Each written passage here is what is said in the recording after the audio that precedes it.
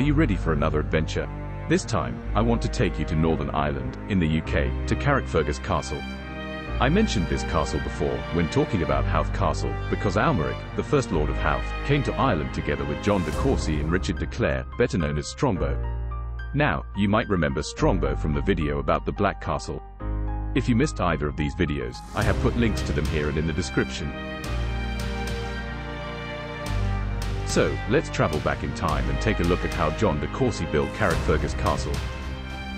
Ireland had been in turmoil for a decade or so before our story begins, with local kings battling for control of Leinster, Meath and the position of High King of Ireland.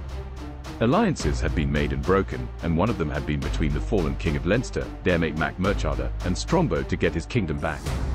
This alliance had the blessing of King Henry II, who didn't want to be directly involved. Strongbow and de Lacy helped him win back Leinster, and as a reward, Strongbow married his daughter, Aoife. When Mac Murchada died, Strongbow became King of Leinster. Other English lords had also helped Mac Murchada, and for their efforts, they were rewarded with other settlements and lands. When word got back to King Henry II that the Earl of Pembroke, Strongbow, had become a king of a province in Ireland, he was furious. He had given permission for his citizens and lords to help Mac Murchada, not to take up titles. He issued a decree forbidding Strongbow from Ireland, cut off his supplies and set out for Ireland with a large army. Before he could attack, Strongbow intercepted him, offering apologies and begging for forgiveness. Strongbow became Lord of Leinster under the king. King Henry proceeded to divide the country and Hugh de Lacy was awarded Meath for his loyalty. Strongbow died in 1176 and Leinster was now under King Henry II, which brings us to John de Courcy. In the same year that Amalric won the Howth Peninsula, 1177, John decided to head north, because he wanted to make himself a king. He wanted to defy the rule of King Henry II, and the lordship of Ireland by his son, Prince John, who showed little respect for Ireland and its kings. In a plot twist out of a good novel, John took 22 knights, and 300 foot soldiers, and set off up the country, traveling north at a pace of 30 miles per day. They skirted the back of the Mourne Mountains, and took the town of Doondoleithgla, now Downpatrick, by surprise. After two fierce battles, in February and June 1177, de Courcy defeated the last king of Iulaid, Diarmait mac Murchada. With that, the kingdom of Iulaid was gone. John, then, founded the town of Carrickfergus and began work on the elaborate castle at the mouth of the great sheltered Carrickfergus Bay, now called Belfast Lough. The location was ideal for trade with the north of Britain. It was an intimidating site, protecting the bay. The only reason John de Courcy was able to go so far was due to the apathy of the English king, Richard, the Lionheart, towards his Irish adventures. Richard was a French lord, and didn't much care for his English possessions, much less for Ireland. In 1199, however, Richard died and his brother, John, became king. Now, King John cared about Ireland quite a bit. He had been made Lord of Ireland in 1177, the same year that John de Courcy had set off to conquer Iulaid, and so in his head, it was his lands that de Courcy had usurped. Not only that, but he could not allow a man who had sworn loyalty to his father to set up his own kingdom right under his nose. So, as soon as he ascended the throne, King John commissioned the loyal Hugh de Lacy to bring de Courcy under control. However, this was no small task. De Courcy had had 22 years to build himself a powerful kingdom. For 5 years, Hugh de Lacy waged war on de Courcy at Carrickfergus Castle, with no success. The castle was well defended and its walls seemed to withstand any attack. However, in 1204, de Lacy received intelligence that changed everything. It so happened that de Courcy had a tradition. Every year, on Good Friday, he would sit in vigil down Cathedral, in Downpatrick. De Lacy wasn't so religious, so he sent his men to capture de Courcy. De Courcy was barefoot and unarmed, so he grabbed the nearest object he could use as a weapon, a great wooden cross, with which he managed to kill 13 of the men, before being overpowered, according to the Book of Howth. He was then expelled from Ireland. In 1205, King John made Hugh de Lacy Earl of Ulster, granting him all the land de Courcy had ruled. John de Courcy had married Princess Africa, daughter of Godred Olafson, King of Man. After his expulsion from Ireland, they returned to her family home.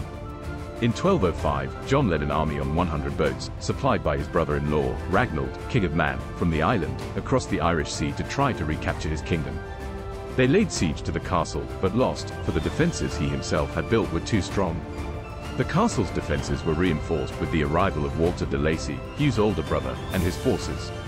This was de Courcy's downfall and he never recovered his Irish lands. He was once again captured, and for this attack, King John threw him in prison for the rest of his life, where he lived in poverty. Eventually, he was released to go on a pilgrimage to Jerusalem. When he returned, he died in obscurity near present-day Craigavon.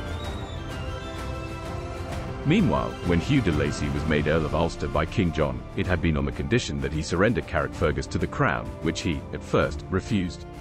The king brought his army across from the mainland and laid siege to the castle, and eventually de Lacy surrendered it to the crown. That was the last time Carrickfergus had a lord, and for the next 700 years, Carrickfergus Castle would remain a military installation.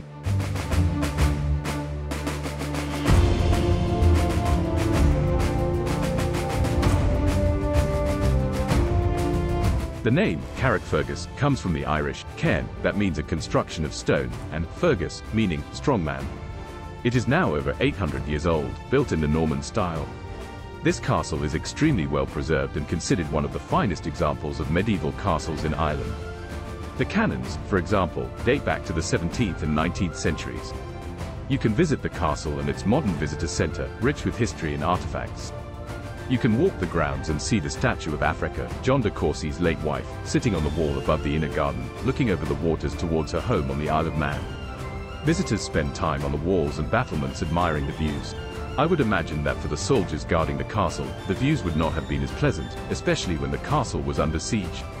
Many of the rooms have been restored or preserved.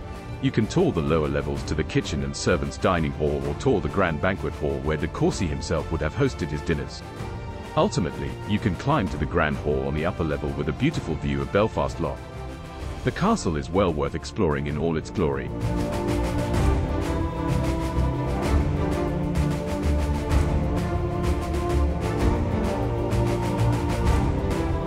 John de Courcy is a legend in his own right. Between his arrival at Downpatrick in 1177 and his expulsion in 1204, de Courcy left a legacy that has lasted more than 800 years. In the 3 decades he was in Downpatrick, he and his wife, Africa, built Inch Abbey for the Cistercians, Black Abbey for the Benedictines, St. Nicholas Church, and Woodburn Abbey. He helped to perpetuate the legend of St. Patrick in Ireland, and built the great fortresses of Dundrum Castle, then known as Rath, and Carrickfergus Castle. He defied kings and defeated rulers, but ultimately died poor, defeated, disgraced and alone. Have you visited Carrickfergus Castle? Tell me down in the comments of your experience and impressions of this amazing landmark. Do you think John de Courcy should have been allowed to rule Ulster, or did he deserve to go to prison? Share your thoughts in the comment section below. If you enjoyed the video, please let me know by clicking that like button. Please consider subscribing to the channel for more amazing adventures. Are you ready for another adventure? I have selected one I think you will like. Thank you for watching, and I'll see you in the next one.